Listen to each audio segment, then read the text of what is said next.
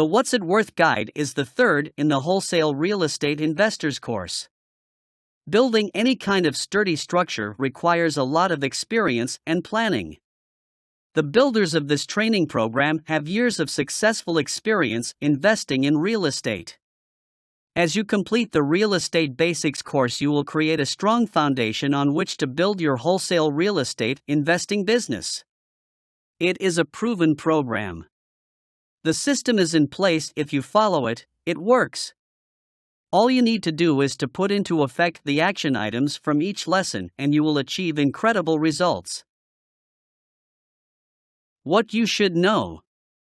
You have learned a lot of important concepts already. We want to continue to build upon the knowledge you have acquired.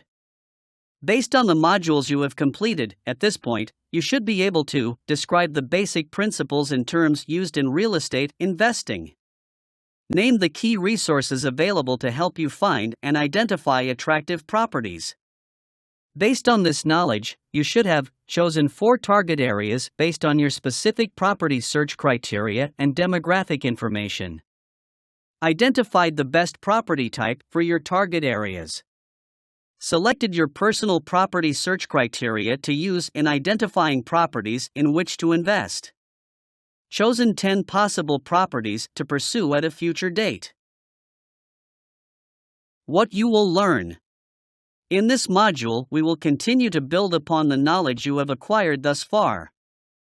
Upon completion of the What's It Worth lesson, you will be able to identify motivated sellers.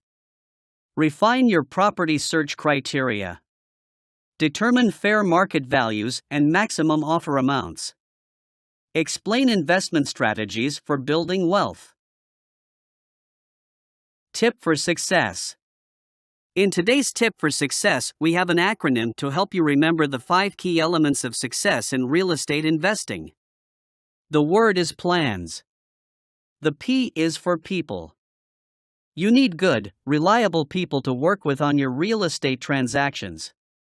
The L is for location. Where you invest, and when you invest in it. Obviously, this is critical. A is for ambition. You've got to have ambition, energy, and a wholehearted dedication to your business if you expect to succeed. N is for negotiation. You must be able to understand all sides, communicate effectively, and find common ground. Finally, S is for strategy. You've got to be smart and creative in coming up with your plan to make money from the location you have selected. Identify motivated sellers. In the last module, you learned some of the keywords that motivated sellers use in their ads. Handyman special. Fixer-upper, also known as a fixer. TLC needed. Bank-owned. Reduced price. Must sell. Divorce. Job transfer. Relocation. Pre-foreclosure. Short sale. Estate sale. These words are not always a true indicator of motivation. From time to time, you will find other investors who use these words to attract buyers to their properties. If you call on a property and find out that the seller is another investor, see how open they are to working with other investors. You might be able to help each other by assigning referrals or partnering on deals. It can't hurt to ask. One of the best ways to determine the seller's motivation is to evaluate their situation and condition. There are a number of factors in a seller's life that may result in a higher level of motivation to sell. These are what you want to identify. When you call the seller, you will ask a series of questions to identify their level of motivation. In many cases, the information you gather is a good indicator of motivation, but it is not foolproof. The true test of motivation is getting sellers to agree to your price or terms. Please note, in real estate deals you almost never get both your price and your terms. You should, however, get one or the other. Terms are everything, but the price. They are things like interest rate, time frame of the deal, closing date, the monthly payment, etc. To summarize, the three basic methods to identify motivated sellers are: 1. Evaluate the seller's situation and condition. 2. Ask probing questions. 3. Get seller to agree to your price or terms. You will most likely not be able to completely ascertain a seller's motivation at this early stage in the process. You will need to continue evaluating and probing throughout the process of investigation and negotiation, so let's take a few minutes to look a little closer at the first two methods to identifying motivated sellers. 1. Evaluate situations and conditions. Several situations could motivate a seller. These include a job transfer, failing business, a layoff, purchase of another home, poor spending habits. We often refer to the conditions that a motivated seller might be dealing with as the 4 Ds: divorce, death, disaster, disability or disease. Typically, these conditions are out of their control and have affected them in a very serious way. Motivated sellers are looking for someone to help them out now. 2. Ask probing questions. The second step in determining if a seller is motivated is to ask a series of probing questions. As you prepare to have this conversation with the seller, keep the following principles in mind. Be real. Always be genuine and honest. The seller will be a lot more comfortable speaking with a real person rather than someone reciting a script. Your personality should come through in these conversations. When you allow sellers to see who you are, they will feel a lot more comfortable with you. They will tell you more about their home, their circumstances, and may be more willing to negotiate price or terms.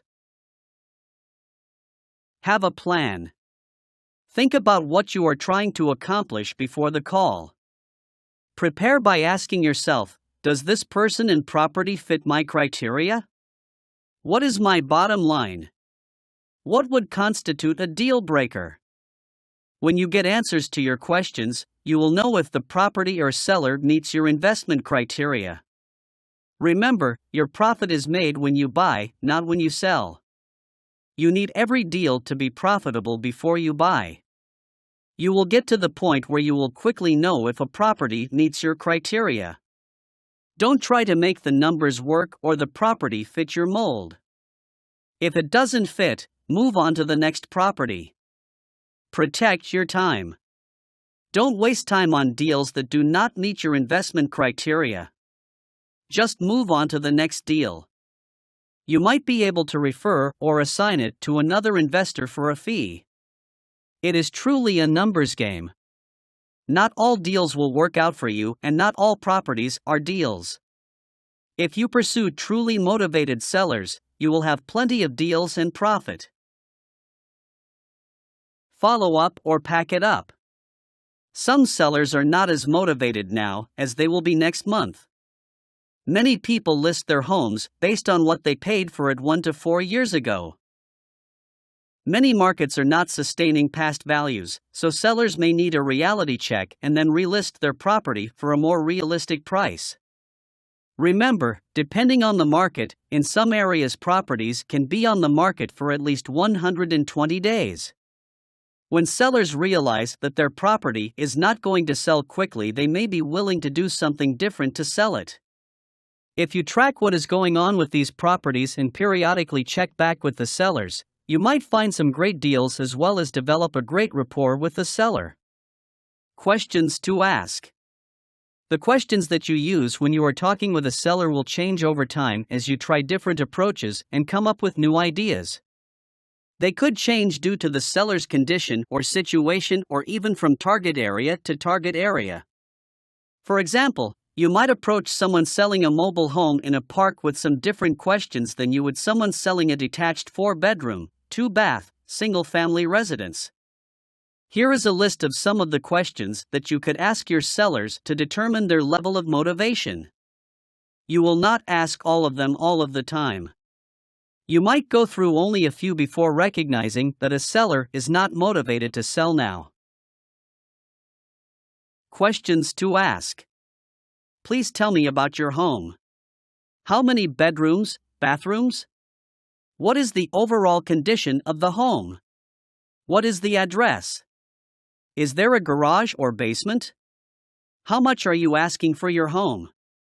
How long has your home been on the market? Have you received some offers on the home? Why are you selling? Would you consider doing any creative financing, such as seller financing or lease option? Do you currently live at this home? If not, are you renting it out? If so, how much is the monthly rent? Is the renter current? When does the lease expire? We recommend you practice these questions as soon as possible. Even if you think you know the answer to some of these questions, you should still ask. You never know when the seller may decide to change something or provide additional information. Listen carefully. When you ask your probing questions, make sure that you listen very carefully to the answers. But what should you listen for? How will you know that the seller is telling you he or she is motivated? Here are some examples of what you might hear motivated sellers say. As you listen, think about what these examples have in common. I'm being transferred for work and don't know what to do since I can't possibly afford 2 payments. I didn't even know the house was going to tax sale before you contacted me. I just don't have the money to fix up the house. I would just like to sell it and be done with it. I can't manage that house living out of state and the tenants take advantage of me all the time. The city told me that there are code violations on the property. They are going to bulldoze it if I don't bring it up to code. Did you notice what all these comments have in common? It's a sense of urgency or discouragement. These sellers are basically saying, I need a way out, please give me a way out. Once you have asked your questions, what do you do? The next step is to evaluate the property to see if it meets your personal property search criteria. If it doesn't, move on to the next one on your list or start looking for more properties to call on. Once you have asked your questions, what do you do?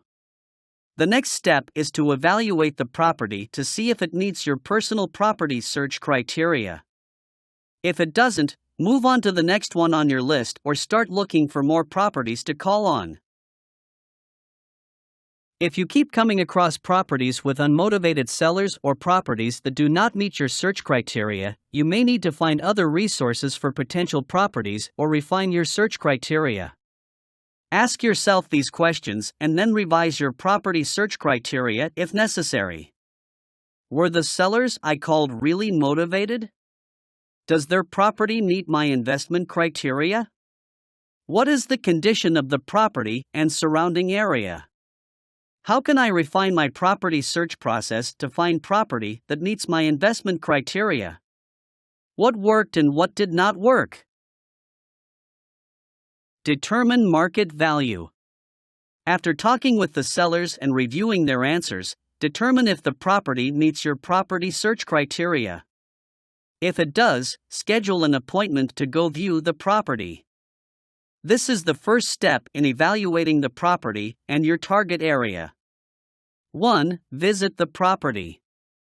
When you visit the property, it is a lot more profitable if you leave your emotions and expectations at home. The property may be nicer than the home you currently live in, or it may be in a state of deferred maintenance, which means the property needs a lot of work. Whatever the state of the property, you must keep your emotions out of real estate investing, or you could lose money. During your visit, evaluate the property in terms of the following factors. Surrounding neighborhood. Make note of what is going on in the neighborhood surrounding your prospective property. You will be able to answer some of your questions just by looking around. For instance, you will want to determine, is the neighborhood well kept or is it run down with graffiti all over? What is next to and around the prospective property? What kind of development is taking place in the area? Are there a lot of homes up for sale? If so, why? Other questions will require that you do some research. For instance, you will want to determine, was the neighborhood once a hot area that is now dying? Have there been major zoning changes in the area? Are significant zoning changes being considered, such as a new development or a large revitalization project? You do not have to answer all of these questions right now, however, they are great things to keep in mind as you work in your target area over time. Curb appeal. When you arrive at the home, note the condition of the exterior of the home. Does it have curb appeal? Does it have potential? Here are some of the questions that you should ask. What needs to be fixed or repaired? In what condition are the roof, concrete, and facade? Does it have rain gutters and downspouts? Are they necessary in this area? Are there signs of potential problems? For instance, does the land slope away from or toward the home? Are there cracks in the foundation, facade, or walkways?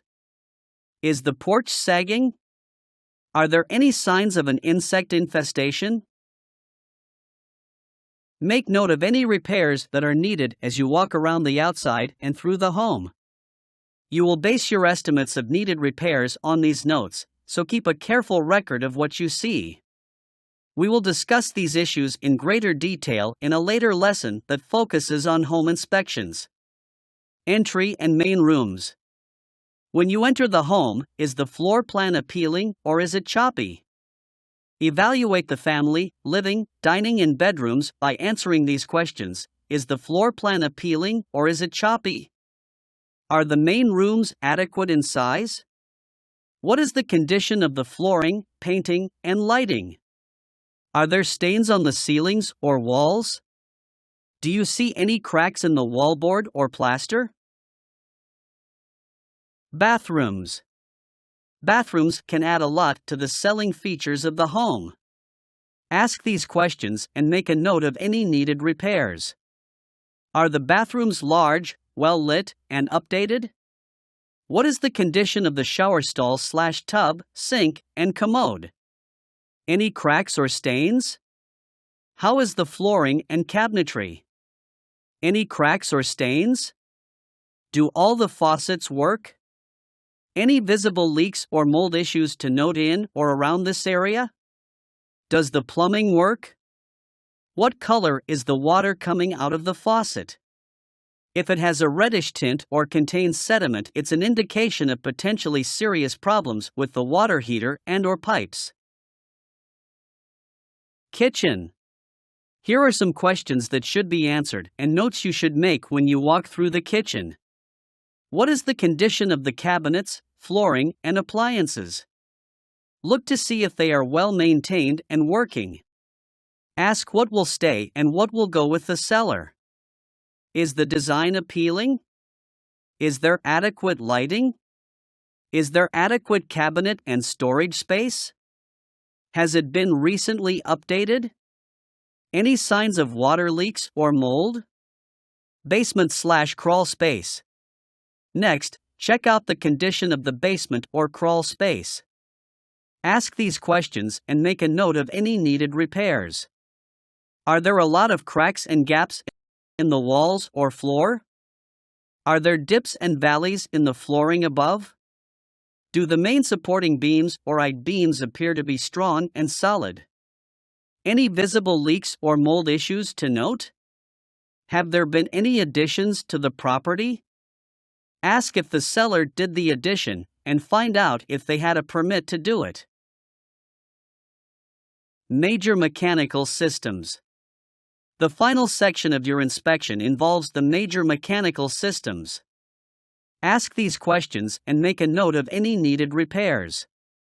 How is the house heated and cooled, i.e., natural gas, oil, coal, electric heating, and cooling by evaporative cooler, air conditioning, or none? What is the condition of these systems? How old are they and how have they been maintained? Are there signs of distress, rust, or stains? Are repairs or replacements needed? What is the condition of the electrical system? Does it have circuit breakers or fuses?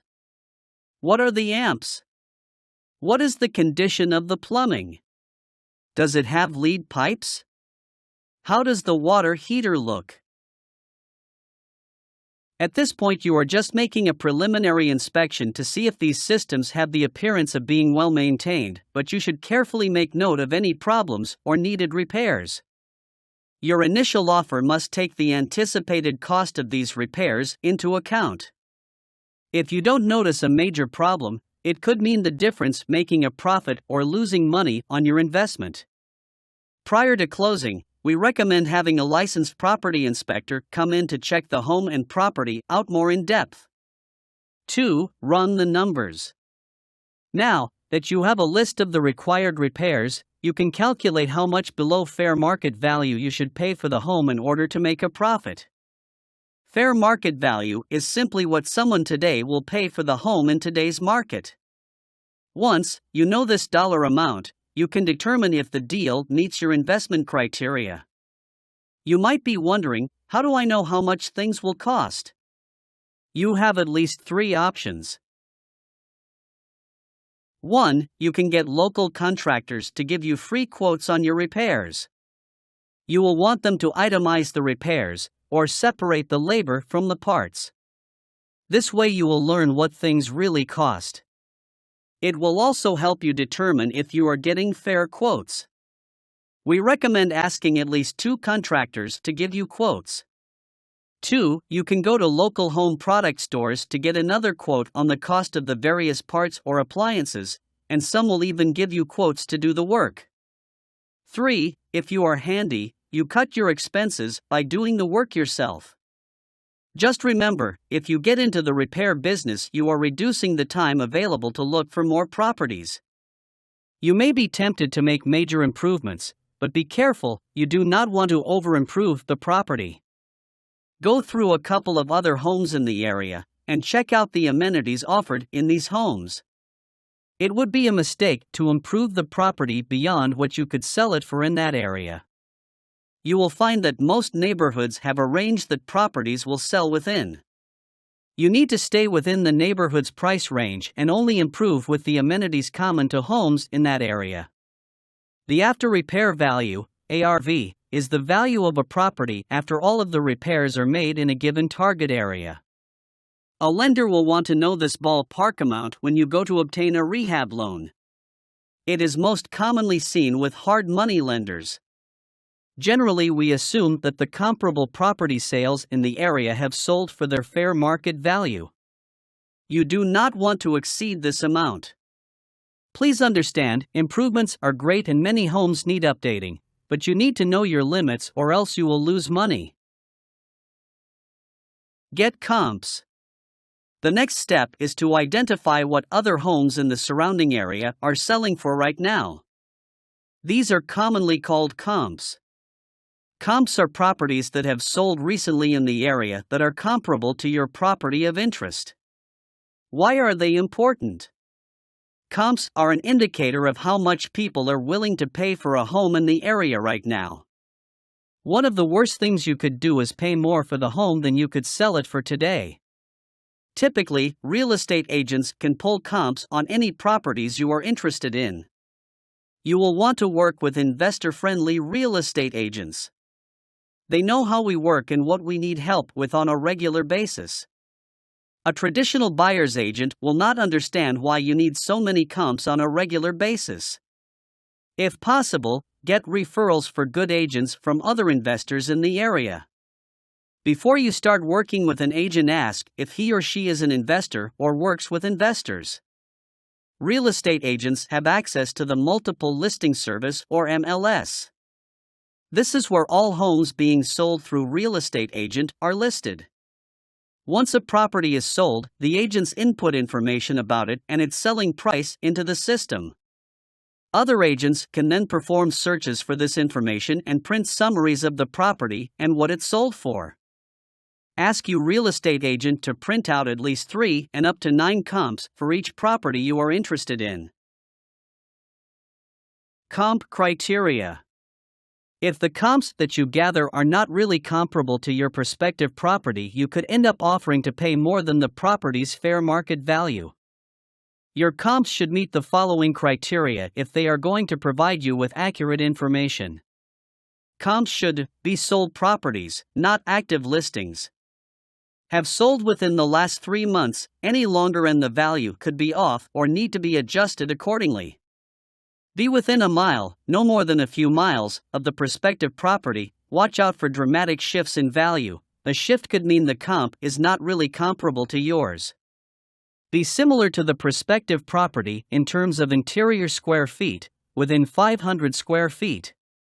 The number of bedrooms and bathrooms. Structural design and features. Acreage. Age. Evaluate each comparable and see if it meets this criteria. Once you have from 3 to 9 comps that meet the criteria, you can start calculating the property's current fair market value. Calculate fair market value. The first step in determining fair market value is to figure out the cost per square foot for each comp property. To do this, 1. Take the comp price and divide it by the total square feet of that home. The result is the cost per square foot. 2. Perform this calculation for each of the comps. 3. Next, discard the highest and the lowest value. If you only have 3 comps though, you will need to keep all of them. 4. Then, add the cost per square foot of each of the remaining comps and divide this total by the number of comps you have used. The result is the average cost per square foot for all the comps. 5. Finally, take this average cost per square foot and multiply it by the total square feet of the home you are evaluating. The result is the estimated fair market value for your prospective property in that specific area right now. 3. Other costs. It is important that you understand how to calculate fair market value in order to preserve profit, so if you have any questions about how we came up with this figure, please go back over the steps. The fair market value is only the first part of what you need in order to determine what you want to offer for the property. Several other costs need to be part of the equation. Closing costs. Most traditional real estate purchases involve some closing costs either in the acquisition or the sale of a property, or both. Therefore, you will want to include these costs in your fast offer formula. Closing costs include real estate agent commissions, escrow fees, title searches, appraisals, and home inspections. These fees vary from area to area, but here are some national averages for you to use for now.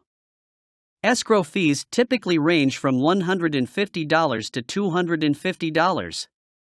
The title search and title insurance policy is around 1% of the remaining balance. Single-family residence appraisals range from $350 to $450. Home inspections run between $250 and $400. Real estate agent commissions range from 3 to 10% of the purchase price. We'll talk more about closing cost in a later lesson, but for now, just recognize that while all of these fees could be seen at some time or another in your deals, you will find that not all of them will be required in every deal. You may be able to negotiate with the seller or your new buyer to pay some of them.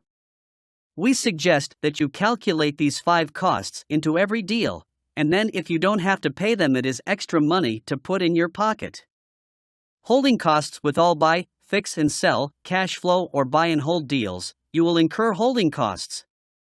These are the costs you incur after you have purchased the home and before you sell it. They typically include fire and hazard insurance, utilities, mortgage payments, real property taxes. Make the offer. At this point, you should have all of the information you need to calculate your offer amount. Let's quickly summarize how you got to this point. 1. First, you evaluated the property and determined the repair costs. 2. You used comps to calculate the property's current fair market value. 3. You calculated your expected closing and holding costs. We are going to use the fast offer formula to determine the offer amount. Under this formula, you start with the fair market value and subtract the expected costs and your profit. This includes your total estimate of repairs, closing costs, which are generally around 3% of the sale price, and holding costs for 90 days. You should also include the real estate agent's commission, just in case you need to use an agent to buy and/or sell a property. If not, it is extra profit. Finally, you need to know how much profit you want to make from the deal. We recommend at least $10,000. The calculation would look something like this.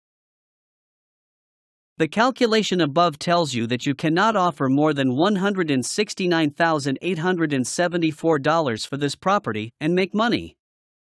You can, of course, go under it and make even more money. Determine your investment strategy. Knowing how to calculate fair market values and offer amounts is an important first step, but there are a lot of different ways to make money in real estate, and so before actually going out and making some offers, you need to determine your investment strategy.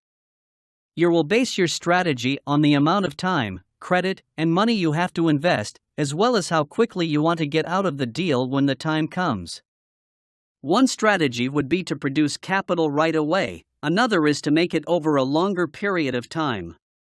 The three main investment strategies are fast cash, cash flow, buy and hold. The fast cash strategy. The fast cash strategy consists of making a smaller amount of money from a real estate transaction very quickly. You can use any of the following techniques to do this. Bird dogging. In the bird dogging technique, you find properties and collect a finder's fee by turning them over to other real estate investors. With bird dogging, you can make an average of between $500 and $2,000 for each lead that closes. In some respects, you are essentially getting paid to learn how to invest in real estate. Assignment of contract. With assignment of contract, you find properties, put them under contract, and then assign the contract over to other real estate investors for a larger fee. Buy and sell. With the buy and sell technique, you find, finance, and purchase properties, and then sell them for more than you bought them to owner-occupants or other investors. Buy, fix, and sell. And finally, with buy, fix, and sell technique, you find, finance, purchase, and fix up properties, and then sell them for more than you bought them to owner-occupants or other investors. In the buy and sell, and the buy, fix, and sell techniques, your offer needs to be low enough that you can sell the property for a quick profit. It has to be the right type of property to execute this strategy too. Some property types do not effectively support this strategy. Single-family residences are the best property types to use successfully with this strategy. They are the easiest to fix and can be sold relatively quickly.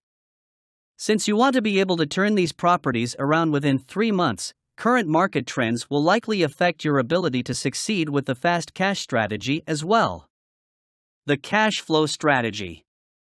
The cash flow strategy involves buying a property for lower than the asking price.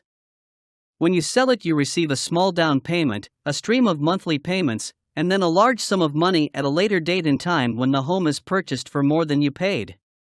With this strategy, you buy properties that need some minor repairs and then sell them to credit-challenged buyers. These buyers are interested in these financing options because they may not be able to get financing from traditional lenders. Lease options. With the lease options technique, you secure financing and purchase the property. Then you sign a lease option contract with a tenant. The tenant rents the property but has the option to buy the property at a later date.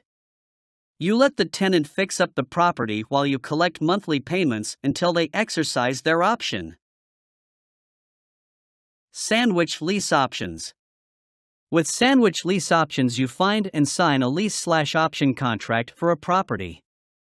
Then you sign a lease option contract with a third party who rents the property with the option to buy from you at a later date. Again, you let this renter fix up the property while you collect monthly payments until they exercise their option.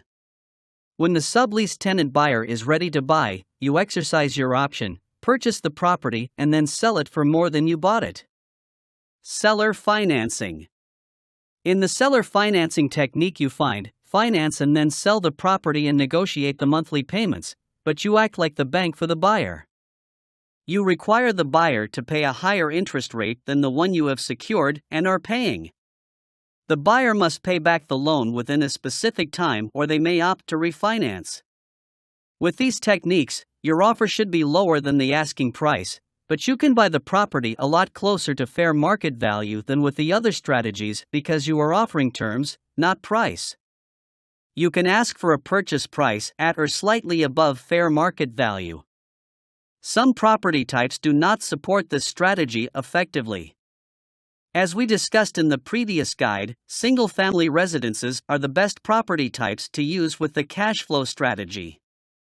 Current market trends do not dramatically affect your ability to execute this type of strategy because credit-challenged buyers are always buying homes. The condition of the rental market does impact the success of this strategy from time to time. If rents go too low, the property may not be suitable for cash flow. We will discuss this investment strategy for selling as well as for buying properties in greater detail in the financing course. The buy and hold strategy. The buy and hold strategy consists of buying a property based on its ability to produce income and appreciate over time. At a later date in time, you sell the property for a profit. In the meantime, the property should generate a steady monthly stream of income over the time it is held. Under the buy and hold strategy, you could elect to buy and hold single-family residence rentals, multiplex units, or land. If you buy land, you will want it to be land that is used for some income-generating purpose, such as farming or mining. Your offer will need to be low enough that you can rent the property for a profit, but it does not have to be as low as with the fast cash strategy. It has to be the right type of property and location to execute this strategy as well. Single-family residences are just one property type you can use successfully with this strategy. Multi-units can bring a stronger and more consistent income in some cases. Current market trends affect your ability to rent using this strategy. If rents are dropping, you will want to consider buying the property using a different strategy. We have introduced the strategies here, but we haven't really given you enough information on the pros and cons of the different strategies for you to make a decision. We will provide more detail in later guides. Action items. The action items for this lesson are designed to help you obtain hands-on experience in real estate. They are necessary because they help you take the information that you learned and apply it in your own market. If you are not doing something in the real estate business each day, you are not really in the real estate business. The only way to make money in real estate is to do it. You have learned a lot in this lesson. You have learned how to determine if a seller is motivated, how to evaluate a property, how to figure out what it is worth and what you should offer. These are steps you will need to go through with each of your deals. Call the sellers of the 10 properties you identified in the previous lesson and ask the probing questions we discussed to determine seller motivation. Use the seller interview form to make a record of your conversations, and then transfer the information to your motivated seller lead sheet.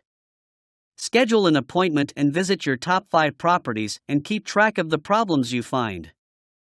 Determine repair costs for each of the 5 and practice calculating the market value and offer amount for the 5 properties. Determine the investment strategy that you feel would work the best for each of the properties. Each of the lessons in this course builds on the previous ones. Be committed and persistent in order to take the fullest possible advantage of these investment strategies.